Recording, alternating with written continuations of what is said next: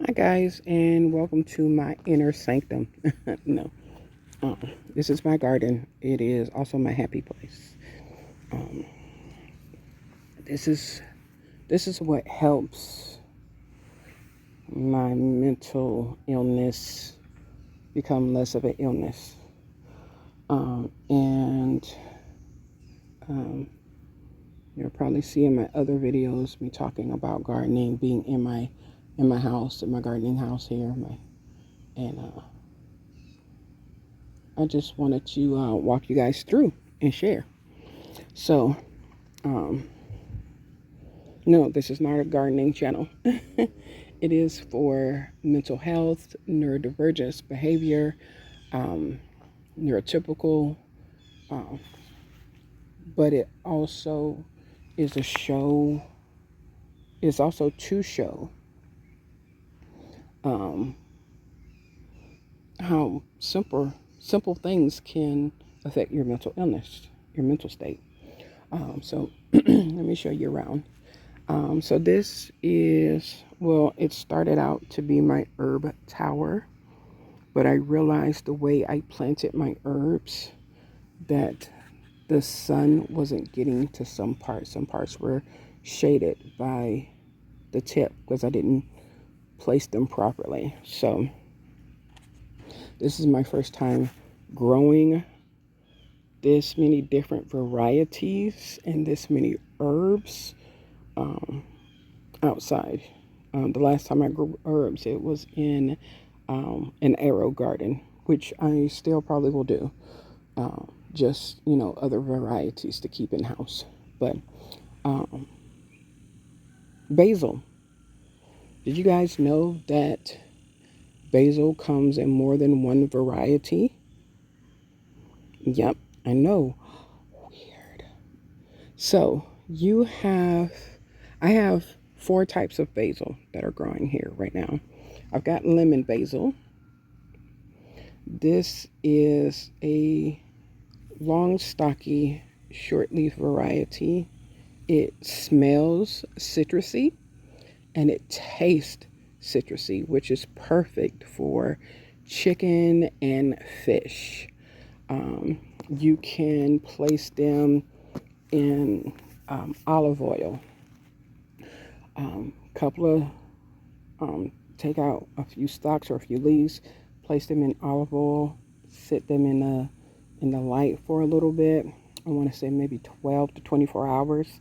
Let that infusion go in. Now, I'm not talking about a full 16-ounce bottle because that will take longer and you're going to need more leaves.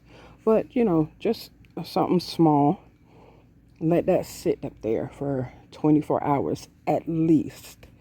It will infuse the citrusy flavor from these leaves and put them into the olive oil, and it tastes absolutely ridiculously wonderful on fish. This is Italian large leaf, which, oddly enough, despite the name, leaves aren't very large. Now, I'm pretty sure if I just let them continuously grow, that these leaves may get larger, but we use it kind of often. All right, so that's my Italian large leaf. This is my Genevieve basil, which are the kind of basil you see most likely in stores that they sell. Um, as you can see, the beautiful plump of the leaves, they plump downward. These will get bigger and they will curl in. Sorry, they will curl in, and they're so beautiful and they stay so wonderfully green. This is holy basil. Um, I did plant these a while ago, but they are taking their sweet time to grow. But I try to keep them rotated in fresh air. Now, this is oregano. This is how it looks when it's raw. As it continues to grow, of course, I will keep you guys updated. And yeah, this is this basil, um, oregano. Here we got some rosemary. Now, rosemary Um, I got a leaf or got a sprig from Walmart. One of the plants fell, and one of the ladies was so nice and inclined to give me a sprig, um, of which I propagated. Tried to make two. As you can see here, this is where I cut it because it was like this large. The other one I put in water, hoping that it would grow roots, much like you would do on a basil plant, but it did not. This one was the root part. So this one got firmly rooted, and these are the new shoots that are grown from it. And what I did was I spread some others throughout here, some because I have rosemary seeds. Rosemary is a plant that is fairly not the easiest one to grow, but I'm doing okay. And the reason why they look kind of lissy and bent is because I had this one on top and it was shading portions of where I put my seeds. I really should have focused it more on the outside rim, but that is what happened. Um, this is fenugreek. Fenugreek. Fenugreek is a very rare, not rare, is a very unknown herb. A lot of people don't know that it exists, much less what it's good for. Fenugreek is good for people who have diabetes. Yes, it helps reduce blood sugar. Mixed, dried and mixed to a powder. It can be taken on a regular basis to help maintain healthy blood sugar. And of course, we have our beautiful sage. Isn't that beautiful? That's just gorgeous. Look at that sage. Yeah. All right, so that is my herb garden for right now. You know, that's my mosquito spray, which doesn't really work as well as I thought it would. Not the best $6 spent. This is one of my sugar baby watermelons. Yes, it does look horrid. So gardening is an experiment. It's a giant experiment. Um, Melding plants, growing in different conditions, seeing how it can go. Um, that's what it is an experiment. Um, Unfortunately, this experiment didn't go so well because I listened to someone who told me to cut off the tip here. The tip is like almost like a big mesh flowery type thing. And I was told that if I did that, that the watermelons that were on the vine, that the energy from the fertilizer and the water would concentrate more on those few, and then they would be bigger and sweeter. My sugar babies have not grown too much more than this in a month. So what I'm probably going to do is just harvest it and just start over. That's the best thing about Florida during the summer. You can grow so many different varieties, and the heat, these are heat loving, heat tolerant, beautiful plants. And they love to thrive.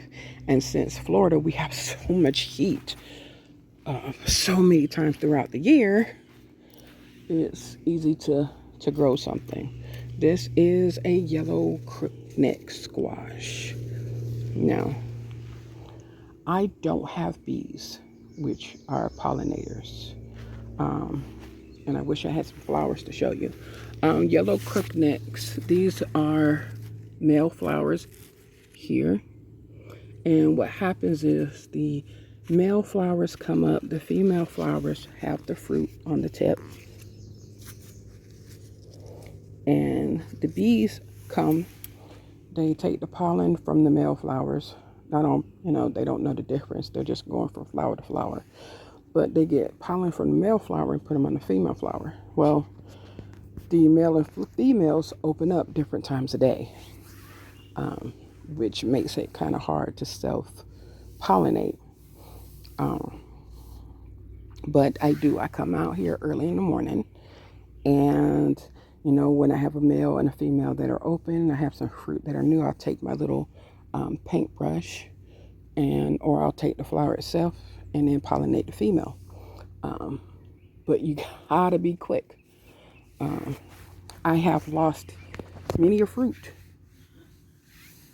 to not being quick. Unfortunately, as beautiful as this one is, as you can tell, it didn't get pollinated properly. Oh, and it is soft, squishy, and pretty much dead. But that's okay. They will continue to grow. I can put that in my compost. Um, Okra is a self-pollinating plant, which means it doesn't need bees to, or doesn't need hand pollination, doesn't need pollination. It all is contained in one plant. So these are really, really great um, if you don't have bees, or you can't come out and hand pollinate or don't want to. Um, this also is a yellow crookneck, and I know it looks naked.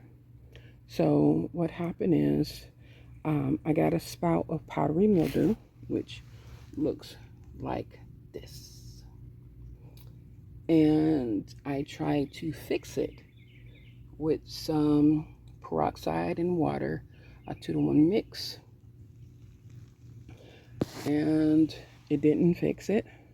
So I got some neem oil, which are really good for pests, and apparently I read the directions wrong because I sprayed it on the leaves, and it was a nice good rain, and boom, lost half my plant. So just in a few minutes of us talking, I want to show you this. That okra flower has opened. Look at that. Look at that. That's beautiful. Now underneath is a nice little bud that I showed you. I'm sorry. That little flower here will fall off. It will grow a nice little bud that looks like this. Boom. And that will continue to grow to this. Look at that. Yep. Okra, baby. Now this is a variety called Clemson Spineless. There are different varieties, just like there are different varieties of all other types of fruits and vegetables. This is a zucchini plant, Black Beauty. My zucchinis did not do good this year. This one hasn't produced anything. I think it produced one flower. As you can tell, it's not even got any buds on it to produce flowers. But I'm not going to give up. I will most likely replant. But yeah, I'm not going to give up on it. This baby, I am so sad about. So this is what a male zucchini flower looks like. It is still fairly producing some males. This is the female zucchini. As you can see, here's the plant on that, starting to grow. But a heavy rain and some heavy winds came and broke it completely, took it out. I probably can, if I ask around, stitch it together, but I think what I'm going to do is just leave it to nurture the soil and just start over. It's a good thing about a Florida summer, you can always start over. As you can see, this right here is what the plant looks like before the flower buds. And no, this is okra. This is not marijuana. I know you guys are looking at the leaves like, maple leaves look the same. But yeah, this is my garden, my intersanctum here.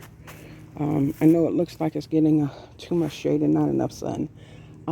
It is actually getting full sun in this spot. As you can see right there, it's getting full sun. But this is a shade cloth, which takes that full sun and it literally scatters it throughout the place, which is why you don't really see a shadow on a lot of things. Where you do see the natural sunlight coming through is because I got splits in it. We just recently had to get the septic tank repaired, and they just filled it in after a week. Really upset me because I couldn't do much of anything. And then the rains came and they damaged a lot of stuff. I'm growing some tomatoes.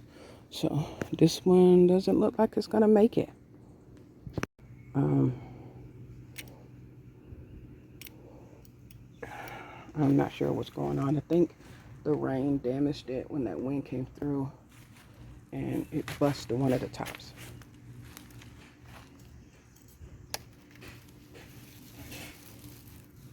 I got more growing in. They're here. Getting some full spectrum sun here. What I'm gonna do here is, as you can see, here we go. The light is just getting through. I'm gonna probably do these like I used to do my other ones. This is an experiment.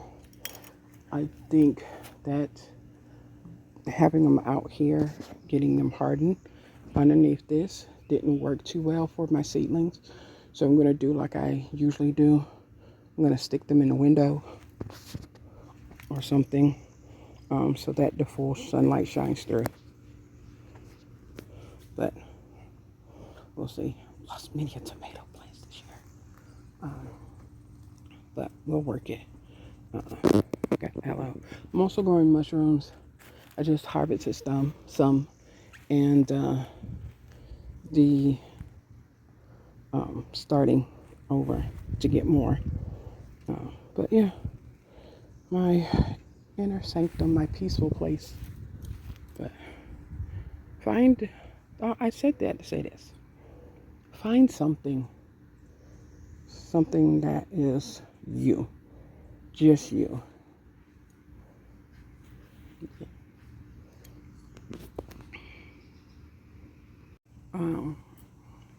Find something that's you, just you, all you.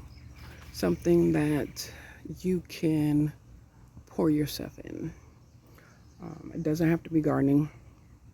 It could be knitting. It can be writing a book, drawing, cooking, whatever that you do that you find peace. In that moment, you find relaxation. Everything else goes away. And then take that thing that you love and carve out time for yourself to do it. That is the most important thing.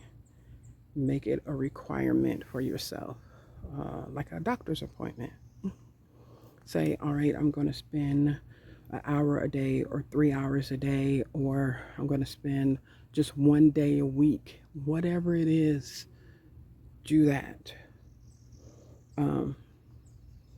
Being able to go into that place that you love and stay there for a while, it helps those dopamine and serotonin levels. And it gives you something to hold on to, makes you strong, and gives you something to carry you through. This is not a replacement for therapy. Rather, it's individual therapy, group therapy, CBT, which is the computer-based therapy. It is not a substitution. It's an addition to. And that is a piece that takes a long time to find.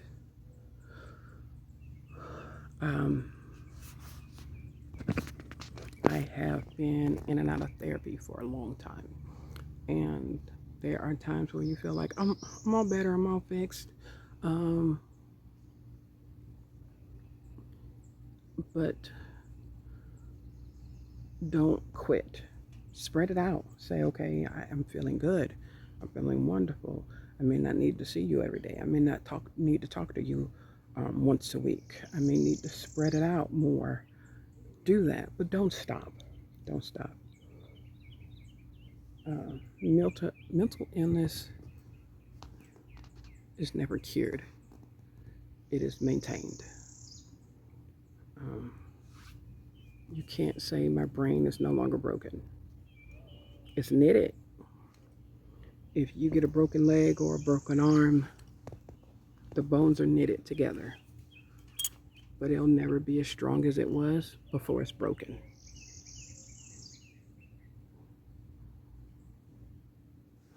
Just remember that you matter. Remember that you're important. And that's the only thing that counts. So, and peace.